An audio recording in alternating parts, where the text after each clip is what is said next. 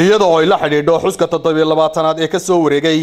maalinta xornimada qarannimada Jamhuuriyadda Soomaaliland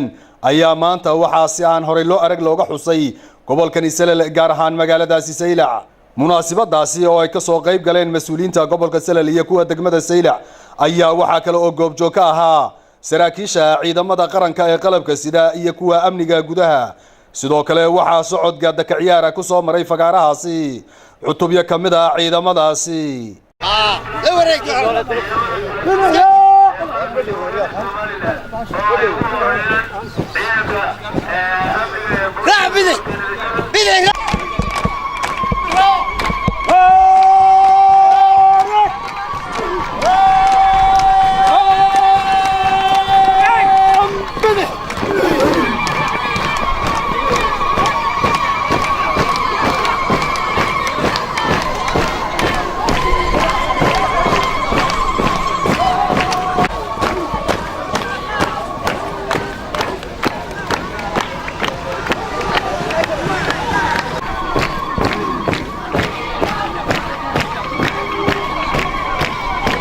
dhanka kale laamaha dawladda hoose iyo kuwa dawladda dhexe oo raxan u socda ayaa iyaguna si la yaab leh ku soo maray sabadka ay munaasabadaasi ka dhacaysay geesta kale waxa khudbado ka soo jeediyay goobtaasi qaar kamid ah mas'uuliyiintii ka soo qayb gashay munaasabadaasi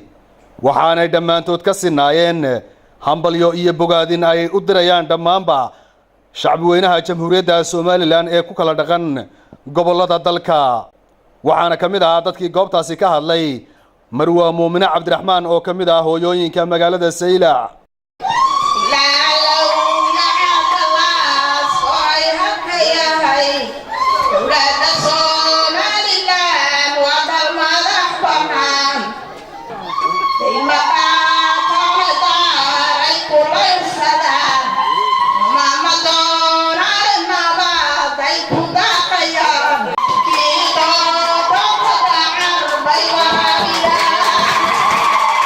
waxa kale oo isaguna halkaasi ka hadlay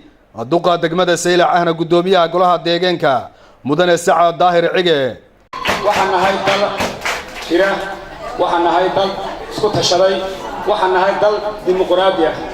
dimuqraadiyadeena iyo horumarkeeda wax garanaysa waxa soo bedelay shan madaxweyne ayaa si dimuqraadiyeed isku soo bedelay dalka maanta wuxuu marayaa horumar waxaan gaarnay meel aan dalalka caalamka qaarkood gaarin baan gaarnay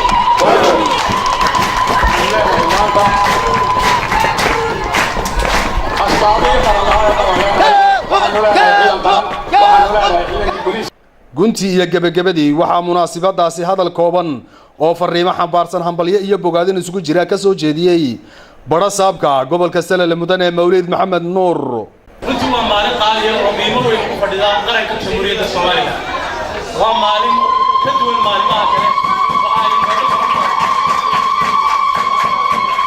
waxay dalkayna u tahay maalintan dhammaan maalin ciid ah dadweynaha reer Soomaaliland waa maalintii maanta ragayga dalka ka talinaya dalkaysaan dhabarka lagu siday ee adarkiisana xaaladda adag laga maray alxamdulilaahi rabbil caalamiin ilaahaasay u mahadnaqaynaa 27 sano nabadgelyo halka ay lagu soo gaarsiiyay dawladnimo allahaasay u mahadnaqaynaa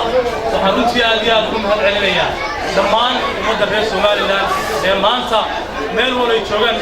galbeed ilaa bari ka xusaya xafladda 18 May oo maanta 15 la xusay dhammaan maanta waxaan baaq nabadeed uga daraynaa meelaha walaalaha ah ee ay dawladdu ku dhaxmartay gobolada bariga qaarka